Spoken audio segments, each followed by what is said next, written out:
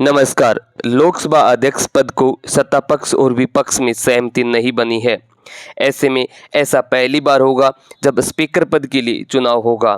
ऐसा इसलिए क्योंकि एनडीए और इंडिया गठबंधन दोनों ही ओर से लोकसभा अध्यक्ष पद को लेकर के उम्मीदवारों के नाम का ऐलान कर दिया है। बीजेपी के नेतृत्व वाले एनडीए की ओर से ओम बिरला का नाम फाइनल हुआ है और वो पिछले सत्र में लोकसभा अध्यक्ष पद का जिम्मा भी संभाल चुके हैं। इस बार भी उन्होंने स्पीकर पद के लिए नामांकन कर दिया है।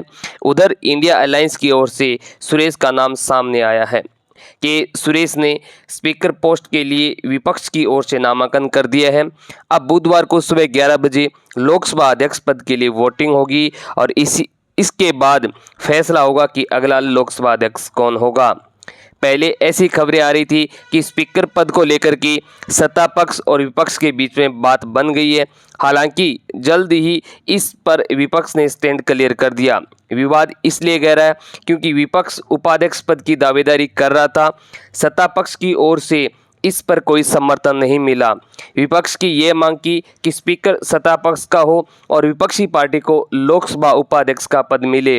हालांकि बीजेपी के नेतृत्व वाली सत्ताधारी खेमे में इस पर स्वीकृति नहीं दी। इसी के बाद चुनाव के लिए विपक्ष ने फैसला लिया। कांग्रेस के केशव वेणुगोपाल ने कहा कि अगर विपक्ष का डिप्टी स्पीकर नहीं होगा तो हम स्पीकर पद के लिए समर्थन करने की जगह अपना उम्मीदवार खड़ा करेंगे। इसके बाद विपक्ष की ओर से के सुरेश स्पीकर पद के लिए नामांकन किया।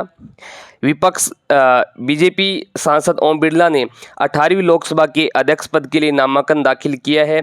एनडीए ने ओम बिरला को इंडिया ब्लॉक के कांग्रेस सांसद के सुरेश को अध्यक्ष पद के लिए मैदान में उतारा है। उधर केंद्रीय मंत्री पीयूष गोयल ने भी कहा है कि पहले उपाध्यक्ष कौन होगा ये तय करें, फिर अध्यक्ष के लिए समर्थन मिलेगा।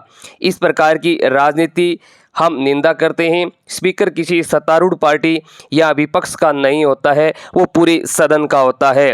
वैसे ही उपाध्यक्ष भी किसी पार्टी या दल का नहीं होता है, पूरे सदन का होता है। किसी विशिष्ट पक्ष को ही उपाध्यक्ष हो, ये लोकसभा के किसी परंपरा में नहीं है।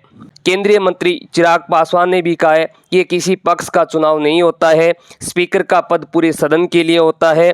आज़ादी के बाद से मुझे नहीं याद है कि इस तरीके से पद को लेकर के चुनाव हुआ है। जिस तरीके से विपक्ष की इस बार भूमिका रही है और शर्तों के साथ जिस तरीके से विपक्ष सामने आया है कि डिप्टी स्पीकर का पद पर सहमति करें, हम सब उस पर चर्चा के लिए तैयार थे, पर उसके बावजूद उस पर अड़ना मुझे नहीं लगता है कि उचित है।